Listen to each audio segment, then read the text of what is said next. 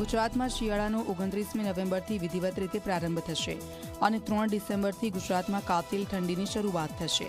હવામાન નિષ્ણાત અંબાલાલ પટેલે શિયાળા અંગે મોટી આગાહી કરી છે. જાન્યુઆરી અને ફેબ્રુઆરી મહિનામાં પણ કાતિલ ઠંડી પડશે. લાનીનોની અસરના લીધે કૃષિ પાકમાં હાનિ થવાની શક્યતાઓ વ્યક્ત કરાઈ છે. તો દેશના ઉત્તરીય પ્રદેશોમાં ભારે હિમવર્ષા થવાની પણ આગાહી કરી છે.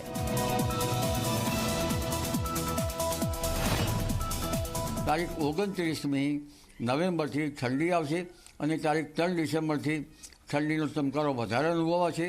22 ડિસેમ્બરથી દેશના ઉત્તરીય પર્વતીય પ્રદેશોમાં ભારે હિમવર્ષા થવાની શક્યતા રહેશે, જેના કારણે ગાત્રો જેટલી ઠંડી આવશે.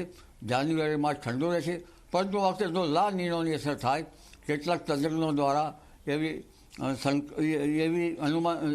એવા અનુમાનો સેવાઈ રહ્યા છે ત્યારે તો ભારે માવઠાઓ થઈ શકે અને એ માવઠાઓ શિયાળા ઉપરાંત લગભગ માર્ચ માસમાં પણ થવાની શક્યતા રહેશે અને ઊભા રવિ પાકોમાં નુકસાન થવાની શક્યતા નકારી શકાય નહીં. અરબ સાગરમાં અને બંગાળ ઉપસાગરમાં ચક્રવાત પણ બનવાની શક્યતા રહેશે.